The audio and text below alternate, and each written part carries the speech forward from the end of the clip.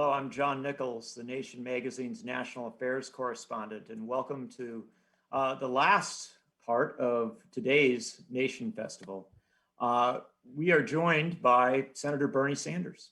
And Bernie Sanders came on the national scene in the spring of 1981, introduced with a New York Times headline that said, "Vermont Socialist plans mayoralty with a bias toward the poor."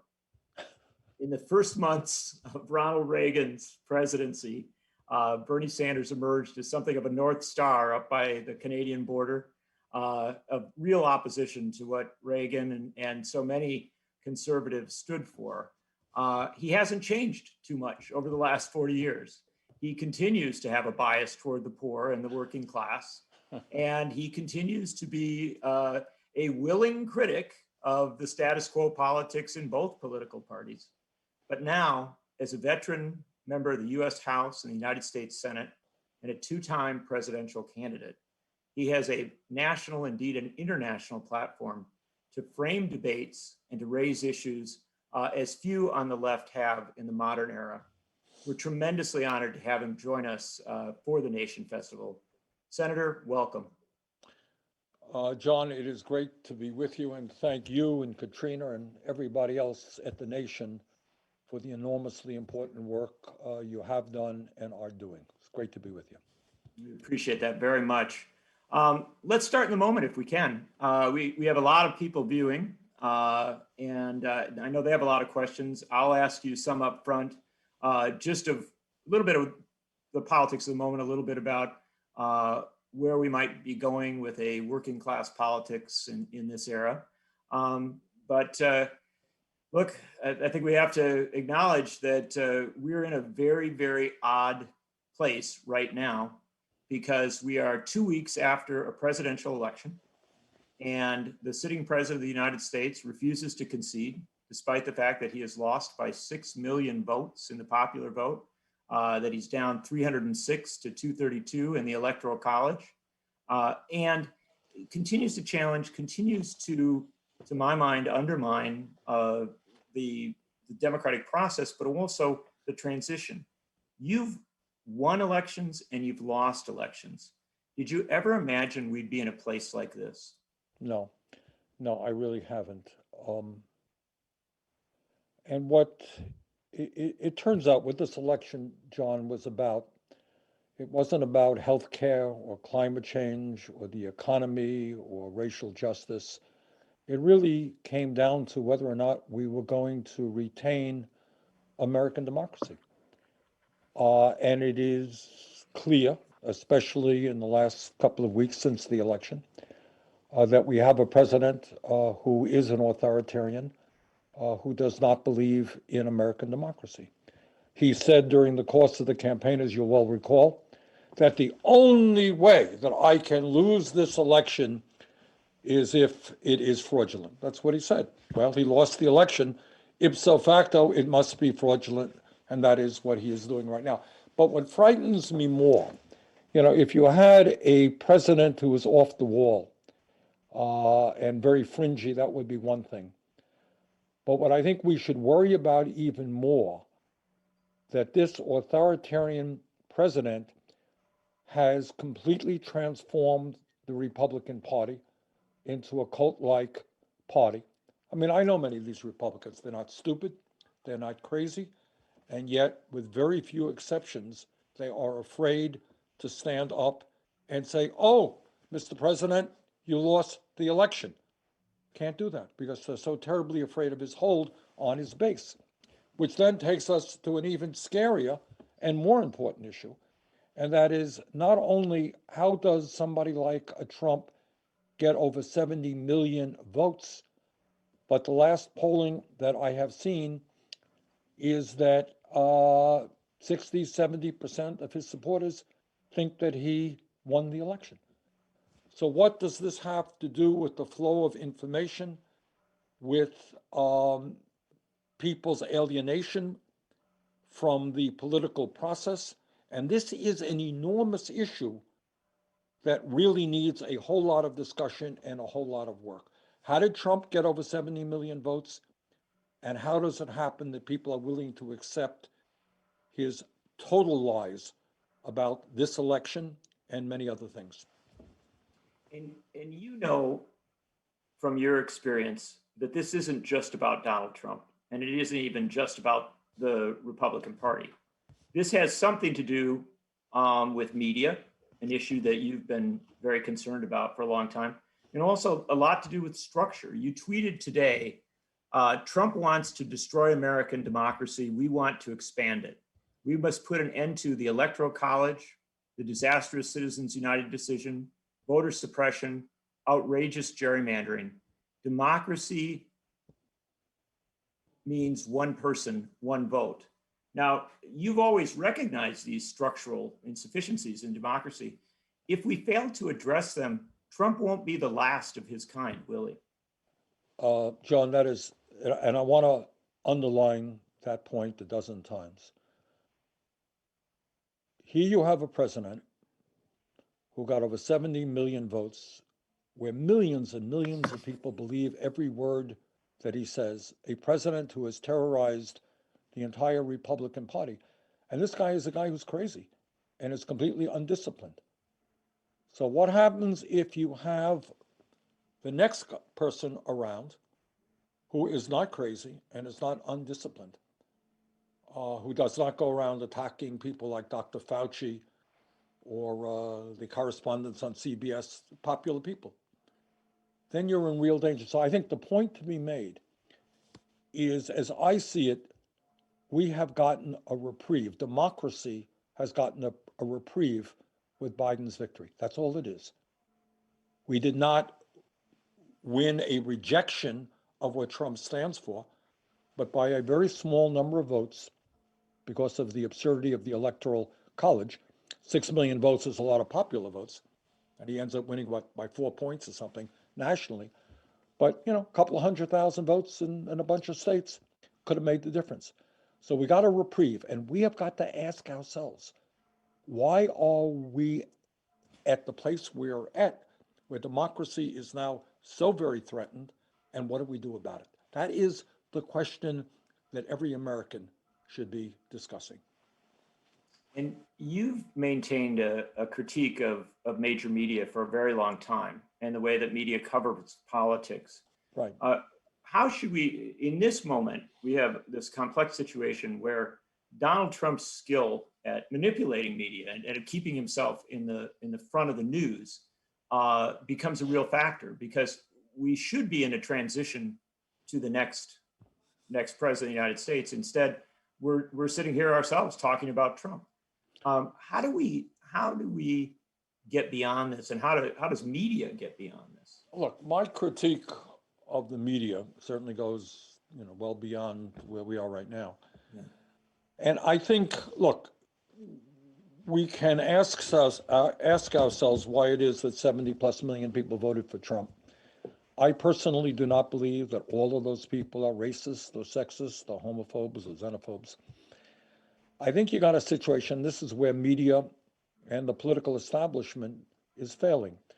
I think you got a whole lot of people throughout this country who are hurting, and hurting very badly.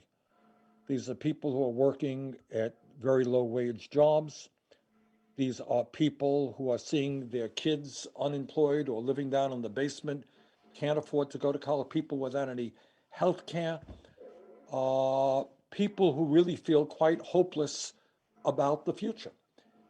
And I think for many of those people, there is the perception that nobody really gives a damn about them. They're not reflected on CBS or NBC. Their lives are not reflected. Their lives are not taken seriously. Their pain is not being heard. And I think that what happens is somebody like a Trump comes along and he says, I am going to fight for you. I'm fighting every day. I'm firing this guy. I'm attacking the media. I'm attacking this, Does it have any relevance to improving the lives of working people? Not really. But he's a fighter. He's a tough guy.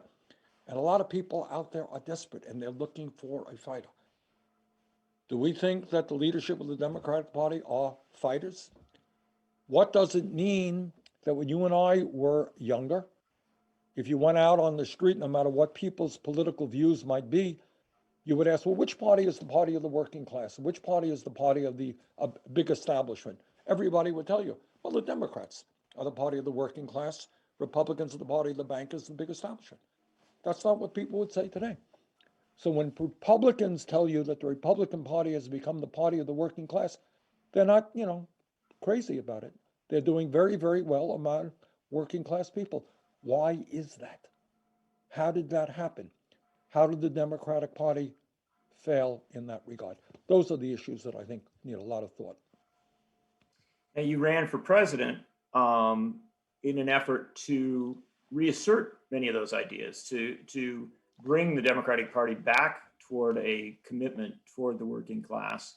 You talked a lot about Franklin Roosevelt and the New Deal for Freedom's Economic Bill of Rights. You did not win the nomination, but do you think you opened with your candidacy, that you opened two candidacies, I should say, that you opened a debate about reconnecting with the working class in the Democratic Party? I think so. And I think that these campaigns and the support that we've received from millions of working people and young people and people of color have been very, very significant. But obviously, we still have a very long way to go. And I think what we were able to do in our campaigns, and it's not just me, but a lot of other great people out there running for Congress or whatever, what we were able to show is that progressive ideas are ideas that in fact resonate with working class people. People do understand that it is a little bit insane that we are the only major country on earth not to guarantee health care to all people while spending twice as much per capita on health care. People do understand that it is immoral and wrong that so few have so much and so many are struggling, that we pay 10 times more for a particular prescription drug than the people in Canada or Mexico. That we have a younger generation that, everything being equal, will have a lower standard of living than their parents, that we have not effectively addressed systemic racism in this country or immigration reform. So people get that. And the problem that we have, as I see it, and people may disagree with me, is it is one thing to be a Democrat and say, we're going to expand healthcare. That's good.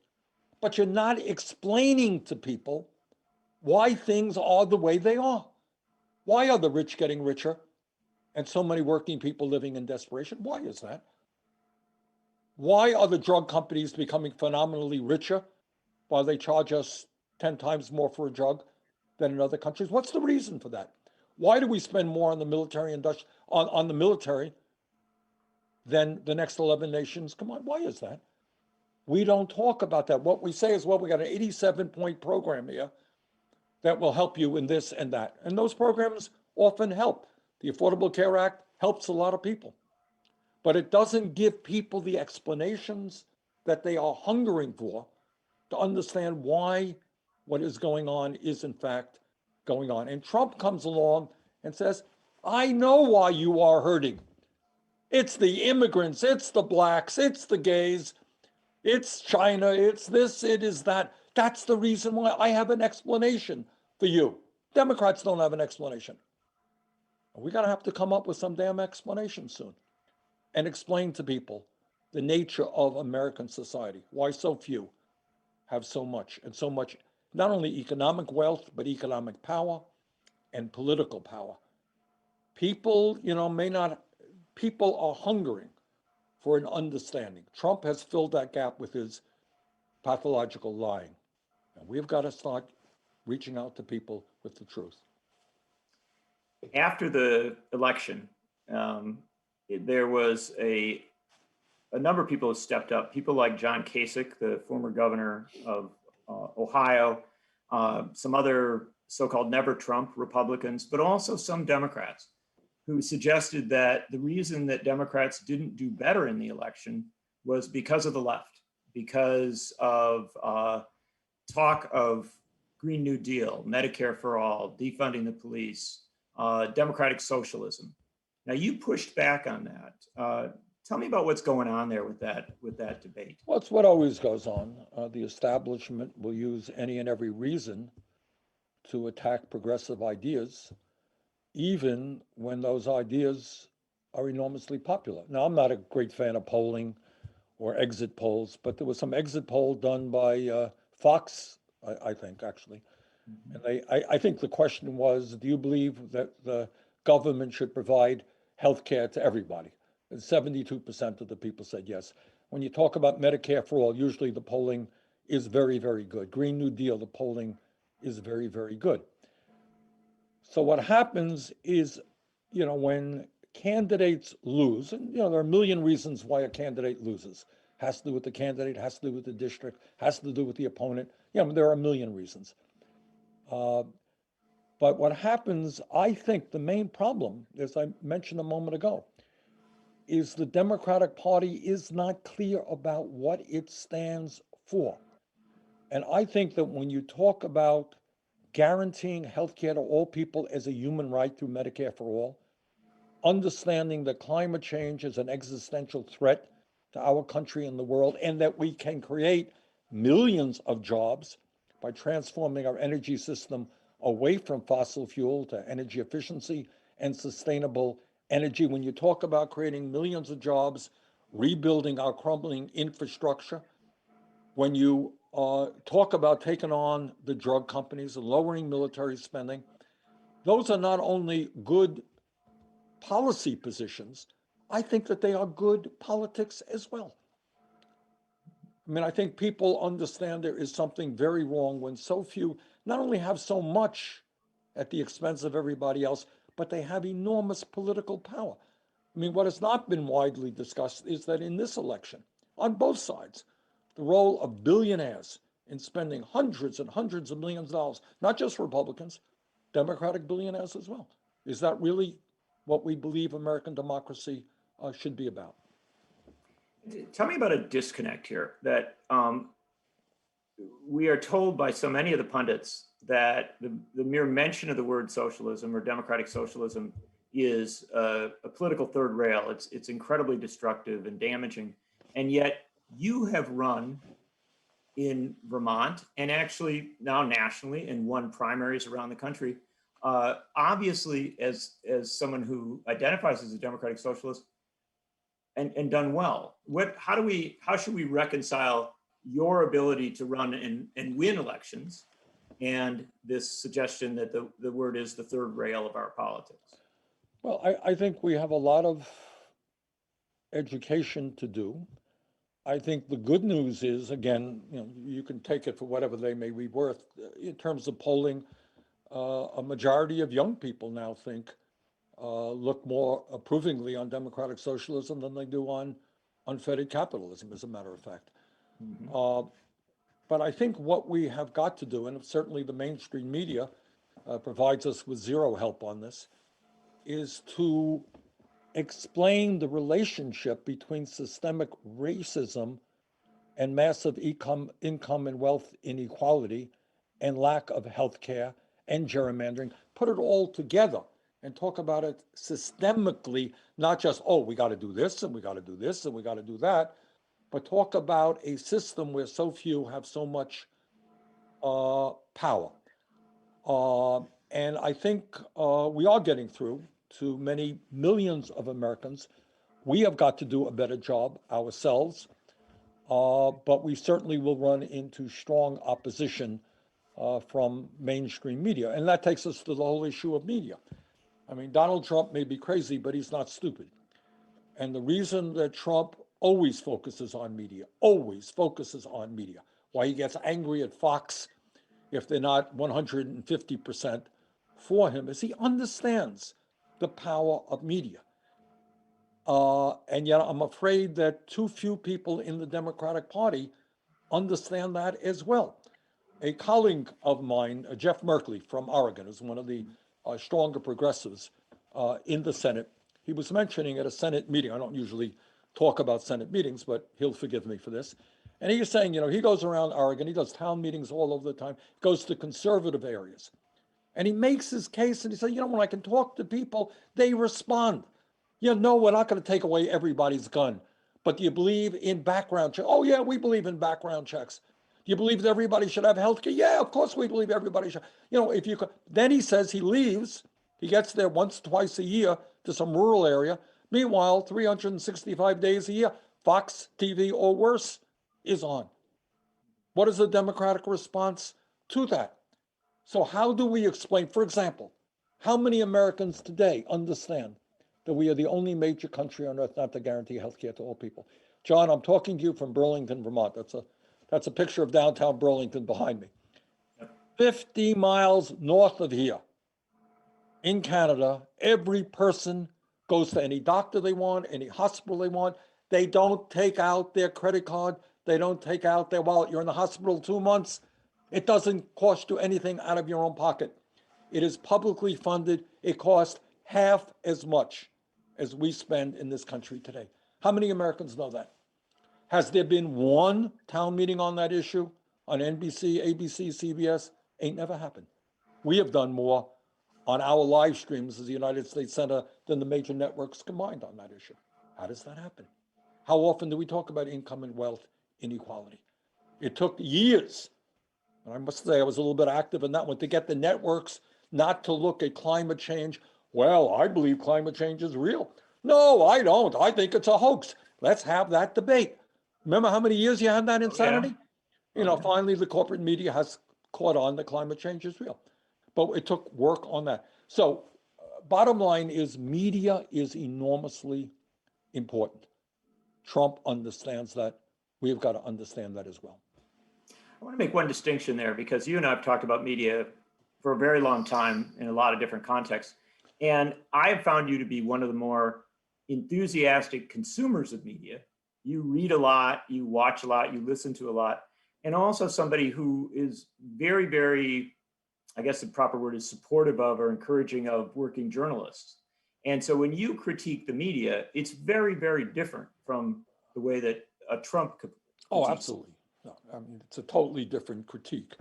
You know, what Trump does is says, anybody who criticizes me, because I'm an authoritarian, I'm godly, and if you criticize me, that's fake news. You can't criticize me. I'm right all of the time. And it is frightening how many people actually believe that, all right? What my critique of the corporate media is look, there are, Amazon is a large corporation. General Motors is a large corporation.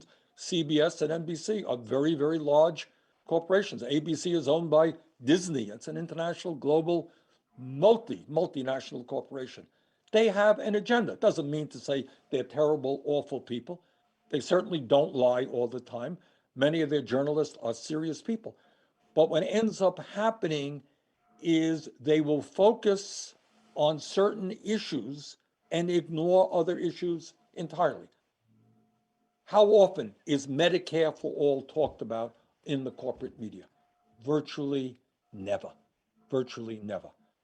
You got drug companies that are engaged in widespread price fixing and collusion.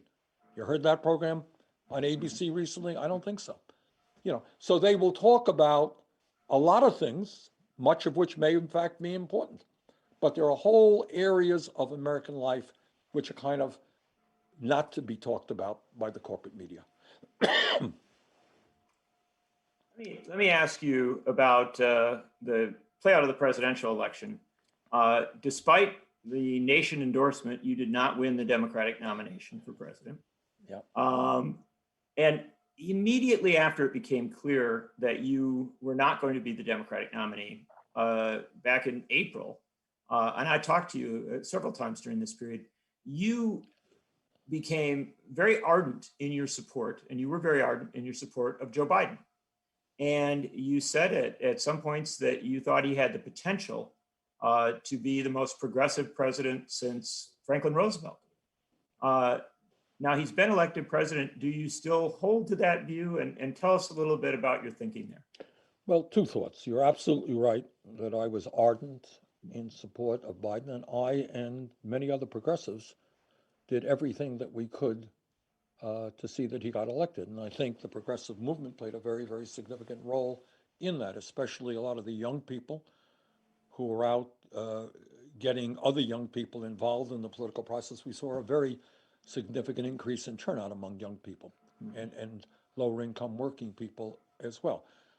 Uh, Number one, I was involved very heavily, and we ended up doing, John, if my memory is correct, 30 virtual uh, rallies in almost every battleground state. We did virtual rallies with the Latino community, with young workers, with people on climate change, and on many, many other issues, which ended up being viewed, I believe, by some 25 million people. So we work really, really hard for Biden, and the reason is twofold. First of all, as we talked about earlier, uh, I believe that 4 more years of Trump will absolutely lead us into an authoritarian society, and democracy, for all intent and purposes, will be destroyed. So, as a United States Senator, as the father of four, the grandfather of seven, I felt it absolutely obligatory to do everything that I could to make sure that that did not happen. Second of all, after I dropped out of the race, as you'll recall, uh, Biden and I agreed that we should do 6 task forces on the major issues facing the country: economy, healthcare, education, climate change, criminal justice, immigration. And we got some of the leading progressives in America on those issues as part of a task force. Biden had 5 people, we had 3 on each task force. And it was a lot of give and take and a lot of discussion. And what I would say is that if those proposals, which did not go as far as I or my supporters would have liked, but if those proposals were to be implemented, I believe it is fair to say that Biden will become the most progressive president since FDR. That is a little bit harder because of the question of whether Democrats will control the US Senate. And obviously, I know you're watching the Georgia races and those questions. Let me ask you about something that you said about a week or so ago that struck a lot of people and created some debate. And that was that you would be open to serving as Secretary of Labor in a Biden administration under the right circumstances. Why is that? Tell me about why you're open to Well, the two idea. reasons. And the point that I always make, and sometimes it gets lost a little bit, Mhm. it's not just me. Yeah. The world has changed, and the Democratic Party has changed. And what the leadership of the Democratic Party has got to recognize is that the progressive movement, I'm not just talking about me, the progressive movement is an enormously important part of the Democratic coalition. Are we a majority of the coalition? No, we're not. But we are a significant part. We have many people who have been elected to the United States Congress, to district attorneys. We have received many, many millions of votes. And we cannot be brushed aside. Our ideas are extremely popular. We have a great deal of energy among younger people, and that has got to be recognized. And one way it is recognized, perhaps the most important way, is to include progressives, not just me, into the Biden administration. And I think if that happens, a lot of progressives around the country say, okay, look, we disagree with Biden on this or that issue, but at least we have a seat at the table. So I think it is very important. I think progressives have earned the right by our work and by the support we have to get a seat at the table. And, Biden, I think, or his people are talking about a team of rivals, and there may be a Republican or two in the administration. Fine, if that's what they decide to do. But think how embarrassing it would be if you had a Republican or two in the cabinet and you didn't have any progressives in the cabinet. So, I think that it is the right thing to do for progressives to be in the cabinet. In terms of being Secretary of Labor, there's an enormous amount of work that could be done to give voice to the intense suffering that is now existing among working families in this country. That half of the people are living paycheck to paycheck, the need to raise the minimum wage, the need to have equal pay for equal work, the need to make it easier for workers to join unions. Biden, throughout his campaign, to his credit, he said, I'm a union guy. Okay, I believe it should make it easier for workers to join unions. So do I. We have the same view on that. But I would like to, as Secretary of Labor, start implementing that. Workers are not getting the overtime pay that they are entitled to. They're not getting the pensions that many of them have earned. So there would be an enormous amount of work to be done. And it would be kind of, I think, the right thing to have progressives having a seat at the table in the overall cabinet. So just to follow there, if the circumstance was right, you would be open to serving as Secretary of Labor? Yes, yeah. Yeah. And now I think that transitions us very well into questions, because some of the first questions from the people who are listening in come from people like Phil Prince, who says that he's certain you would be a fantastic Secretary of Labor. Absolutely no question of that. But he worries about losing your voice in the Senate, and that there's so much you can do as a senator. Well, thank you, Phil, for that. And obviously, look, I am so proud to represent Vermont in the U.S. Senate, and he's right. And again, the role that we play in the Senate will depend upon what happens in Georgia. If we can win those two seats, and by the way, we are working very hard as we can for Raphael Warnock, who is a real progressive. And obviously, I hope Ossoff wins as well. But we win those two seats, the Democrats control the Senate. I am in line to be chairman of the Budget Committee, not an unimportant position, and the chairman of the subcommittee on health as well, et cetera. So yeah, there's a lot that we could do in the Senate. There's a lot that one could do also as Secretary of Labor. So we'll see how things unfold. That's a fair. It sounds like you're open to many options at this point, but you're excited about this next period. That I'm very excited about it.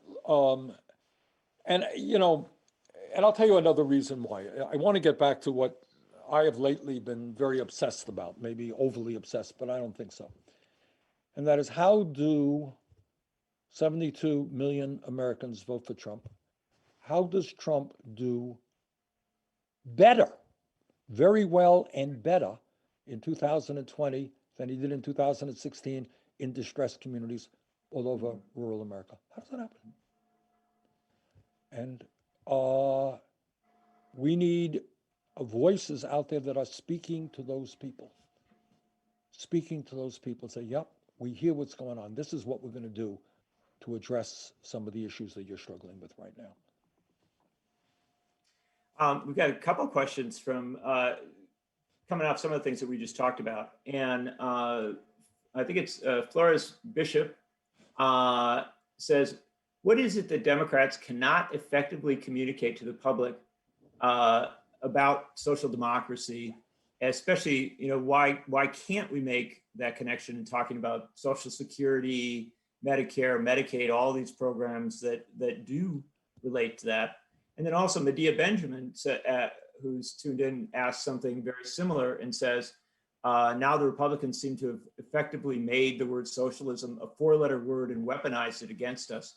What can we do to reverse this?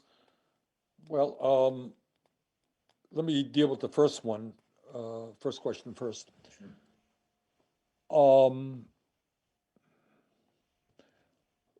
What I think we can do is to kind of explain to people what we mean by democratic socialism. And we have not done as good a job as we can on that. And certainly it has been used by Republicans as a four-letter word. And getting back to your point, to make it clear, I found it interesting that when Donald Trump ended up in Walter Reed Hospital with COVID-19, he left this socialist institution, 100% government-funded government doctors on the payroll, saying, what a wonder, I want to thank these great doctors and that great hospital for the help that they gave me. Yeah, well, that is a socialist institution, as are the public libraries, the fire departments and the police departments, et cetera, et cetera. So we need a lot of educational work to make that clear and to talk about democracy, meaning the right of people to have input into those institutions rather than a corporate world where you have nothing to say about their decisions. So if you're talking about expanding American democracy, you're talking about democratic socialism as well.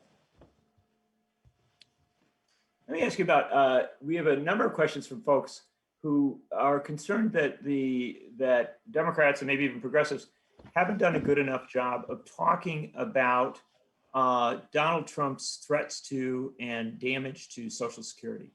And Jordan Weltman says Trump said he wanted to make permanent his suspension of the payroll tax. Right. Why haven't Biden and others spent every day pointing out that Trump wants to end the funding source for Social Security? And that frankly, and I'll add to that, frankly, there's a lot of Republicans who play in this zone. Well, I think that's a fair comment, especially given the fact that you have a president who, as you will recall, campaigned in 2016 and saying, you know, remember this? I'm a different type of Republican. I'm not going to cut Social Security, Medicare, and Medicaid. And as you indicated, he wanted to do away with the payroll tax, which funds Social Security, and in his budget called for massive cuts to Medicare, Medicaid, and Social Security. Is that an area where he is very, very vulnerable? The answer is absolutely, as are the Republicans. So I agree with the questioner. I think there are a lot of Republicans out there who understand that it's terribly important to preserve Social Security, Medicare, and Medicaid, and Trump and his friends are vulnerable on that issue. Let's go. We've got several questions here that are really great structural questions about how to make this transition into the next presidency and into the next period. I hope I'm pronouncing right. Aja Rajani asks, what is the best way, do you think, for the Biden administration to reach out to those who didn't vote for him? And one suggestion from this viewer is perhaps a 50-state listening tour. Good. Well, it's not just, well, I don't know that he's going to have the time. Yeah, I think it's listening to it. But Isa's question is a very important question. And while the president may not go on a 50-state listening tour, which is a good idea, members of his cabinet and his administration can. And I think what has got to happen is we have got to be talking to people and say, okay, you are a family farmer in Iowa or Wisconsin. And you know more about Wisconsin than I do, John, but I do know that the dairy farmers in Wisconsin are getting devastated right now, as is the case here in Vermont. Prices are not keeping up with the cost of production. How often are Democrats nationally talking about family farmers or rural Americans? I think there's been valid criticisms that Democrats are not reaching out effectively enough to the Latino community, especially young Latinos, who are, by and large, we have found to be very, very progressive constituency. So here is the point. And you got to give Trump credit for this. We can't learn unless we don't give people credit. Trump has developed a base movement. The reason that Republicans are terrorized in Washington is because if Trump says to his base, you're going to primary this person, they are scared to death. He has contacts. There's no part of his base, no matter how crazy they may be, where Trump has said, oh, they have good ideas. I like them, right? No matter how crazy they may be. Okay, he sticks with his base. Can we say the same of Democrats? Do we have that kind of grassroots base? Well, it's something that I have been working on, that other progressives have been working on. I'm not sure that that's true among many of the more establishment Democrats. So how you create that base? Social media. Talk about social media. I think Alexandria made a critique the other day that was very valid. I mean, how many Democrats are actively engaging people on social media? I don't think we're anywhere near where Trump is. What is he at, 60 million or plus million Yes. on Twitter? I mean, every 70. single day he is communicating, involving them. Are we as Democrats doing that? Well, we do pretty well in our office and our campaign, but I don't know that a lot of Democrats do that. But then that takes you, how do you communicate? What's your message? You got to have a message to communicate effectively. Well, then takes the, what is the Democratic Party's message? Let me ask you about an area that you talked about a lot in your campaign. We've got several folks chiming in on this, Curtis Bell and others. You, in your second campaign for the presidency, really did ramp up your discussion of foreign policy. You had talked about it in your first campaign, there's no question. But in the second campaign, you framed out a lot of thinking about foreign policy and also particularly the military industrial complex, some of our foreign interventions. That's a challenge in the Democratic Party because it seems to not get that front and center place that's frankly necessary when you have a Pentagon budget as big as it is, when you have so many interventions around the world. How do you open that discussion up in a bigger and better way? Well, we have tried to. It is, yeah, we don't have the time to get into it to the degree that it deserves. It is a huge issue, and it needs a lot of discussion. One area where I think that we have had success, and I in both of my campaigns, is to say that the United States has got to have a level playing field in terms of the Middle East. We cannot simply be pro-Israel, especially when you have right-wing, I suspect, corrupt leadership in Netanyahu. That the Palestinians now are in deep trouble. Some of it, Palestinian leadership, believe me, is nothing, to say the least, to write home about. It's corrupt leadership in many respects as well. But the United States cannot simply always be pro-Israel. And I think I helped lead the effort in raising those issues. And it turns out that a lot of people were nodding their heads and saying, yeah, that's right. We're not anti-Israel, but we need a level playing field. And we are cognizant of the injustices being perpetrated on the Palestinian people in terms of these illegal settlements and the second-class nature of how Palestinians are treated. And I think you are seeing some change in the Democratic Party now in that issue. In terms of military spending, just go back a few years ago, and really there was not a whole lot of difference. First of all, the military budget, which is now over $700 billion a year, did not get a lot of debate. $700 billion, a lot of money, not a whole lot of debate. And you know what? Not a lot of dissension among the Democrats to what Trump wanted. Well, Democrats disagree with Trump over health care and education and criminal justice, which they do. Why not military? Why not military spending? We also had a breakthrough working with some conservative Republicans on trying to utilize the War Powers Act to get the United States out of Yemen, which is just a horror show there in terms of what's going on. So we're making some progress, but you're right. I think we're just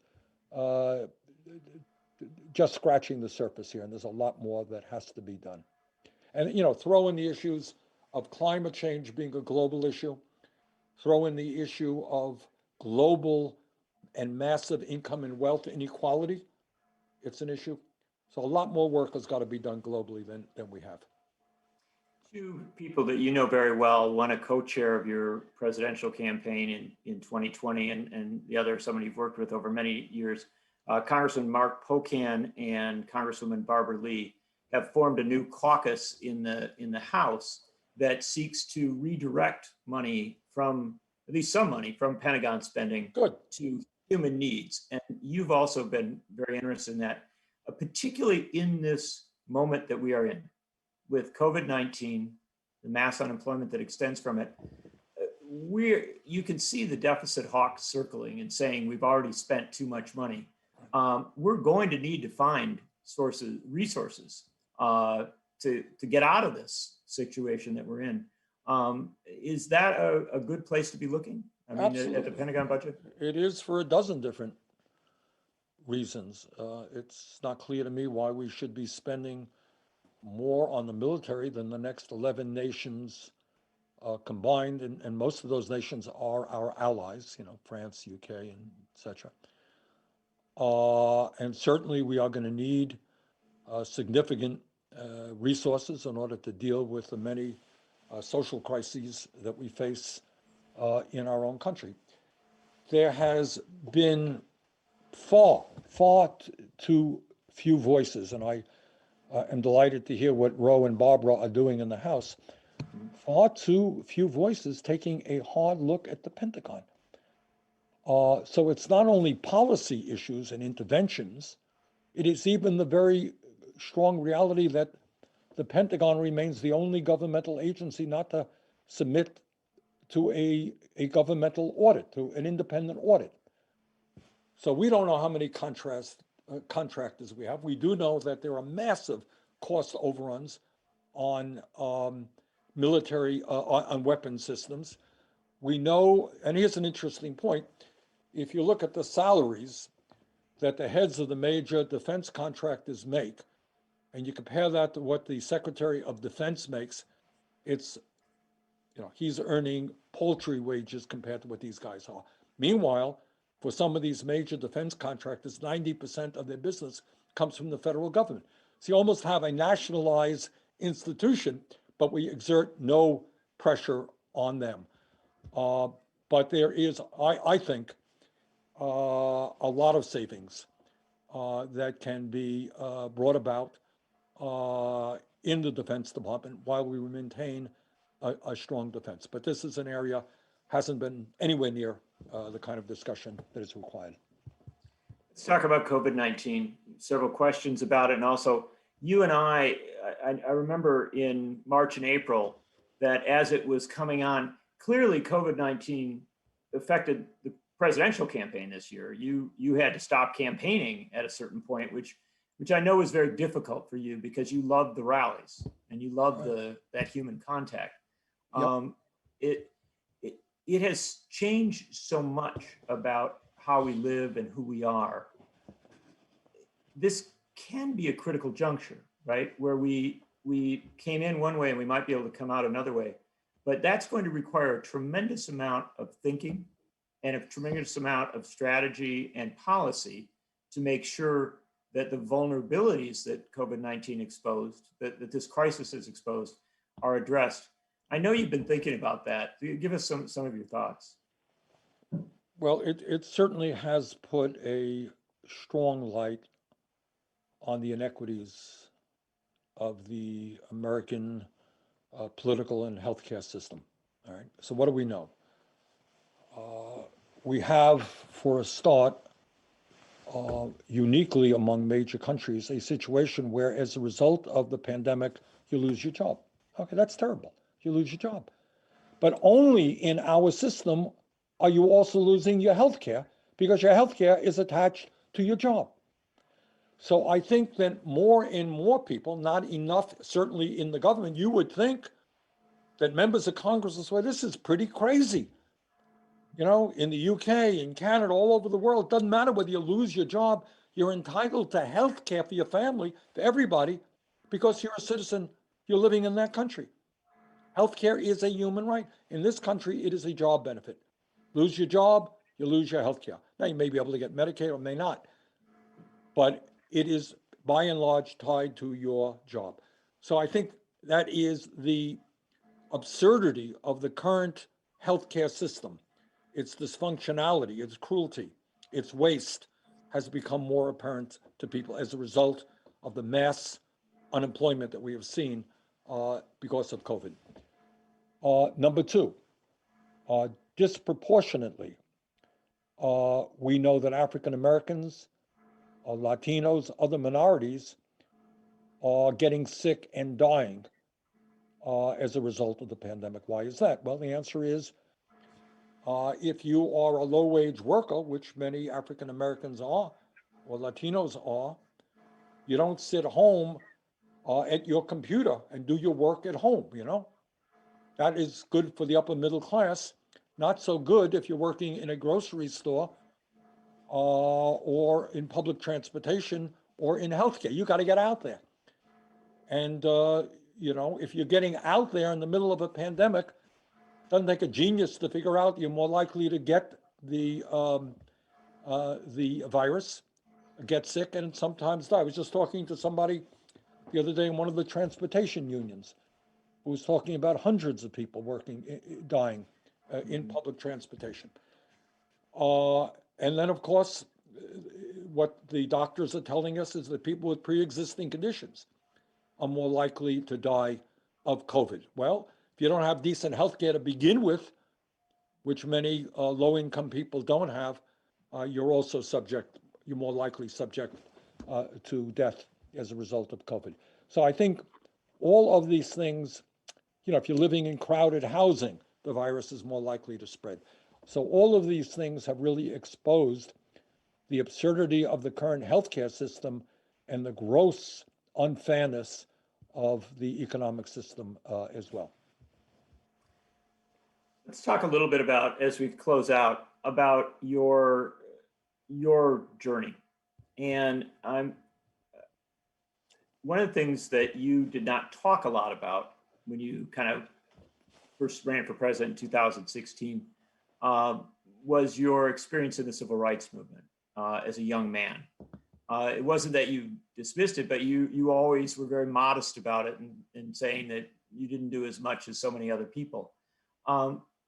Now, 60 years later, 60 years after you were involved in open housing struggles and education struggles in Chicago, we see the rise of the Black Lives Matter movement and this focus not just on changing policing, but really on structural racism.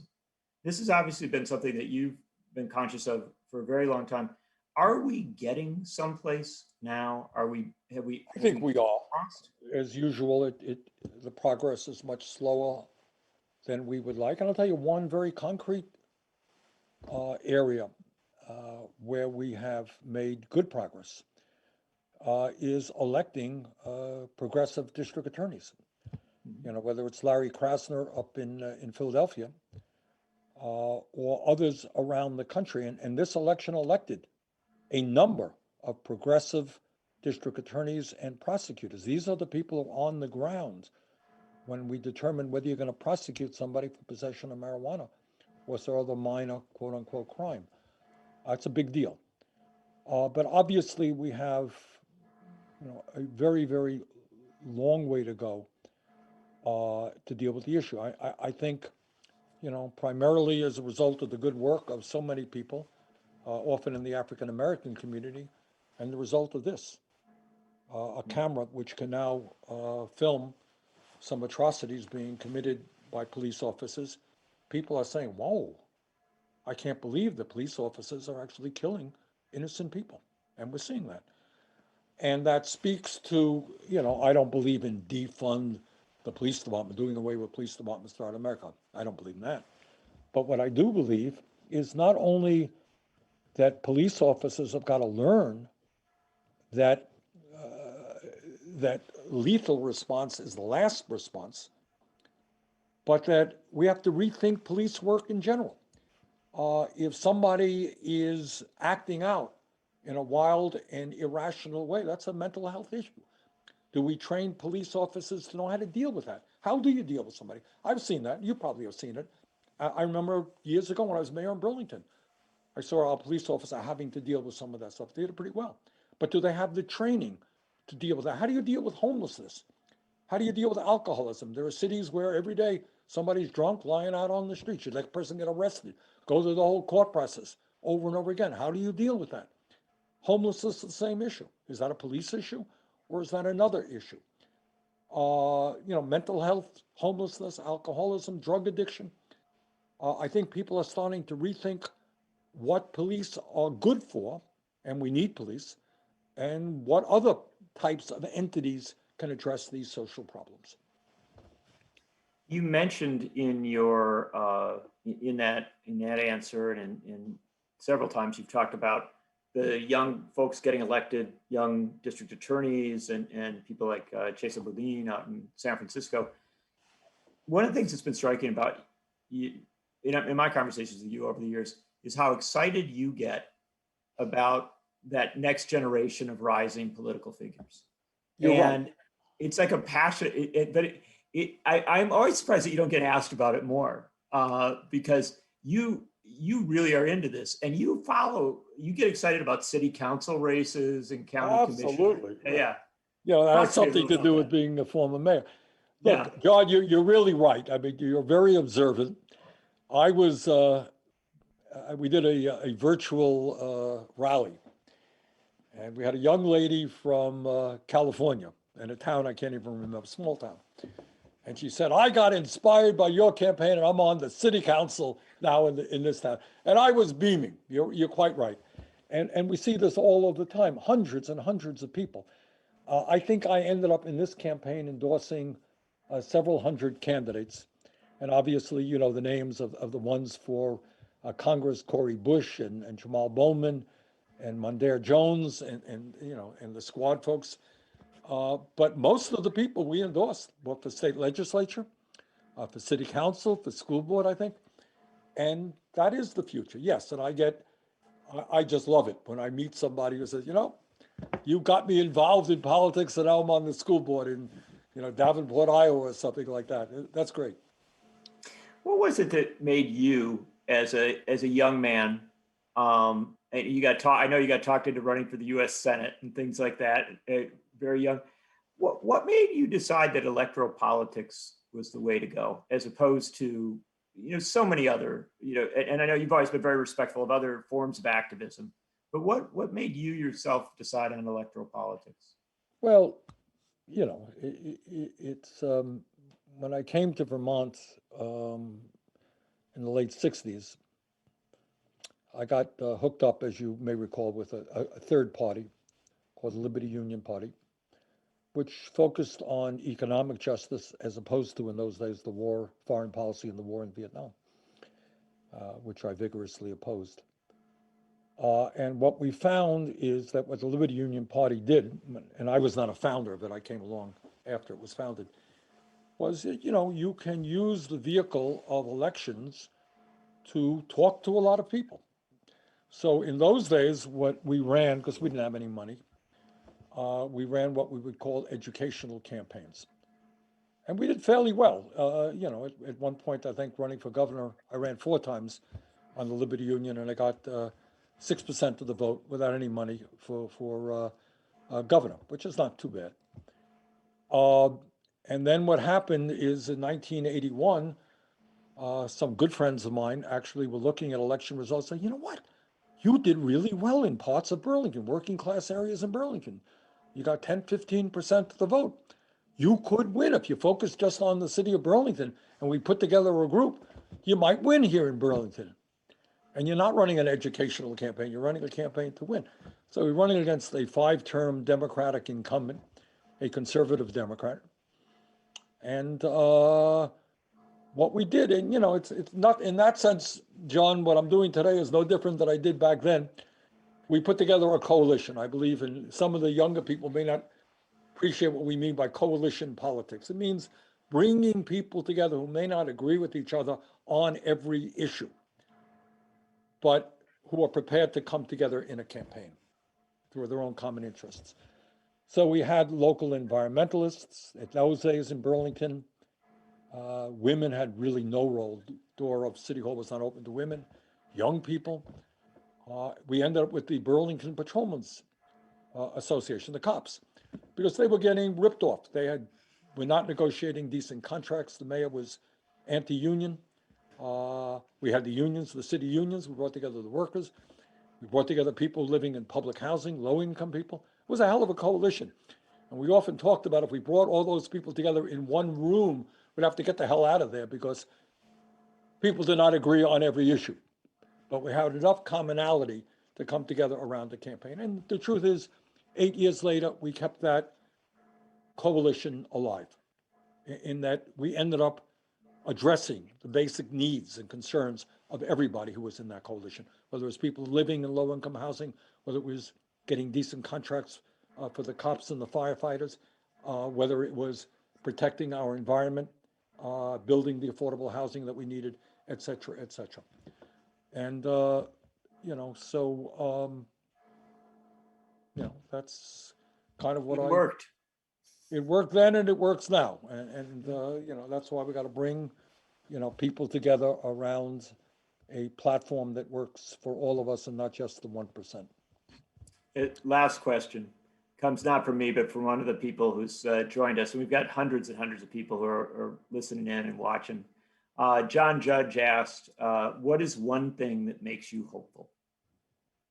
I will give John a very clear answer, and that is when I get around the country, and not been doing that lately, and you see thousands or tens of thousands of people come out to rallies, most of whom are young, and they are Black, and they're white, and they're Latino, and they're Asian American, and they're Native American, and they're gay, and they're straight, and they're immigrants, and they're native born.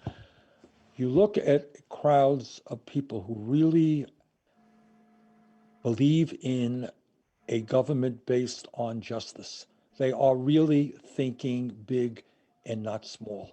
They want to change this country in profound ways. And when I look at that what we call a multi-generational, multi-racial movement of people, and you see it with your own eyes, man, you can't help but smile and be optimistic about the future.